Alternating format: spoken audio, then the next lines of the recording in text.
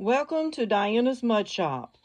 I've had some questions since I posted these bowls and how I made them using GR Pottery Form WA system, the wheel attachment system, and in combination with plaster molds to make the deeper bowls.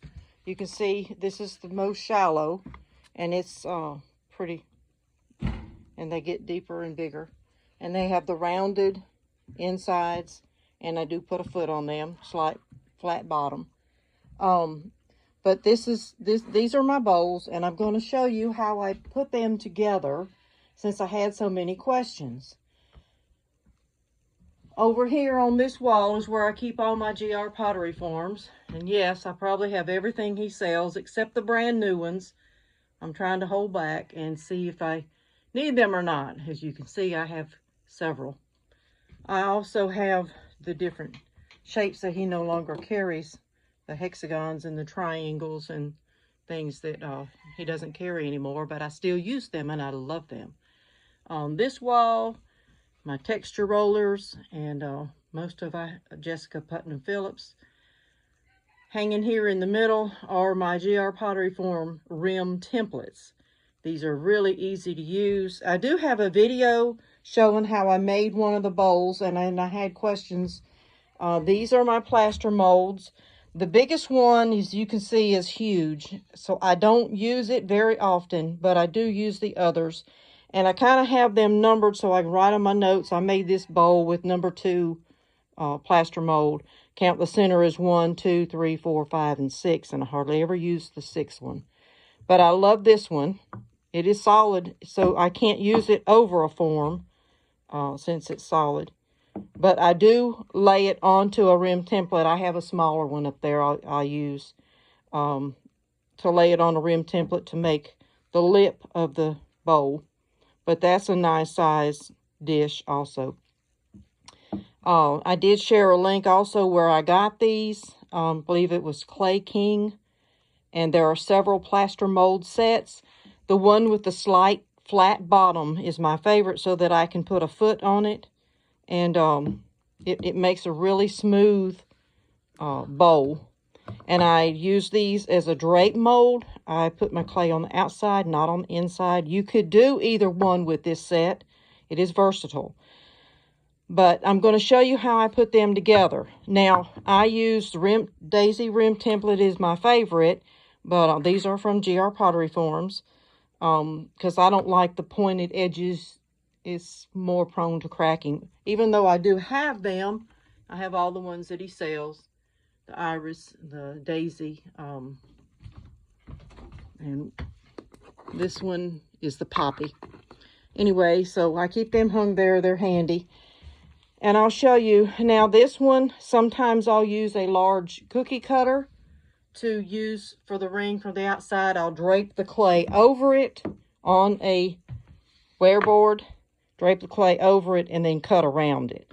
Now these, I use the wall system. So the first thing on the wall, I'll use this smallest one, and then I'll tell you which ones, well, I'll tell you now. Number 1, I said these rim templates are a little bit big for that, unless you want a large lip. I don't particularly like a large lip. They're more prone to breaking, hitting on the sinks or whatever while you're washing them and using them. And I like functional wear. So I don't use a rim template on this one. I use the cookie cutters. The next size, number 2, I use size 5-inch. If you see, they fit completely down in it smoothly. And that matches this one on the Will Assess. The next one, I call the number 3 mold. It works with the 6-inch. You see it sets flat. And of course, these are on the wall system this way. It keeps it centered. You can use your wall system for it. All right. The 4th mold, I use the number 8-inch. And of course, these are measured from the outside edges, not the inside edges. Now, this one and the largest one don't fit down completely like these do. There is just a little bit of play right here, but it still fits and it still holds it snugly onto the wall system. And so you can use your wheel, or you can use the banding wheel. I have banding wheels also. Just be careful where the lip meets together. Don't press too hard in there. I did make one that way. I'll show you which one it is. I think it's the largest one that I did over there, because I made 4. That'd be 1, 2, 3, 4. So I did use this one. All right, the next size up, the next to the largest one. Now this makes a pretty good size bowl. I use, this is 9.5, and it fits also like this one. Those two did not fit perfectly in.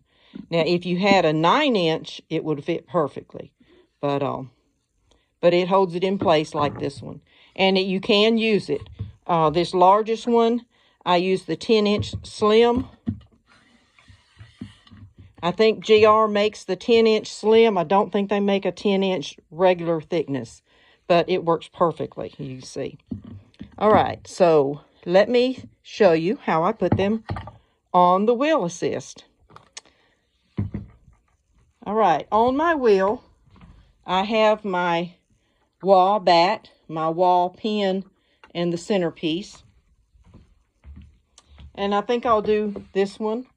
I like a little bit of a lip. You can use what template. That's not big enough lip to satisfy me. I like a little bigger, this one. So I'm going to use the 8-inch lip rim template. Hope I'm not making you dizzy. I'm having to hold my camera. All right, I place that on the pin. Then on top of it, I place my GR pottery form. Now you could make a plate like this, or you can stack them and make a bowl like this, which I have done. But I like the look of the plaster bowl mold. All right, and you just place it upside down on top of it. It will not rock. It will not move. Turn my wheel on. And as you turn it, I don't have any clay out and ready. You just throw your bowl. I place the clay on top and I press a little at a time. You can lift the clay and press it, lift it and press it, so that the creases are evenly distributed around it. You can see on my video, I do have a video where I do this. I hope it's explanatory. If not, I'll watch it again, and if it doesn't show that part, I'll make another video and post it. But you just use your wheel assist just like you would on your GR pottery forms. It doesn't go anywhere. It stays stable. You can't push it out of circle, out of round, and make your bowl. All right, when I get through, I lift it up and I push from the bottom. I'm one-handed right now, but I push from the bottom, and I take my slingshot tool then and I just ride it around the edge.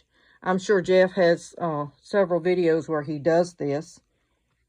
Use the slingshot tool right around the edge of this to cut the lip, and then I just leave the pin and the spacer there to set it down and let it set for a little while.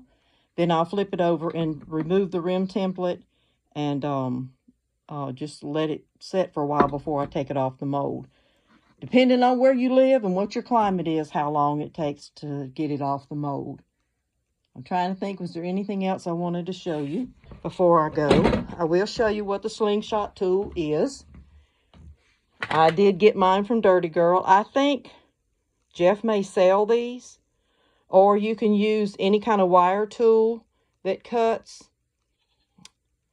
I've got an angle cutter, which actually is Dirty Girl also, but I have used it if you don't have a lot of clay around it to trim off. But yeah, use your wire tool, slingshot tool, or you can use your clay knife, or you can use your needle tool to cut it apart. Anyway, that's how I do mine. And I love these molds. I've been using them for almost 5 years. I love them. When I purchased mine, they were about $89, $90. They are now $110, which, as much as I use them, yes, they are worth it.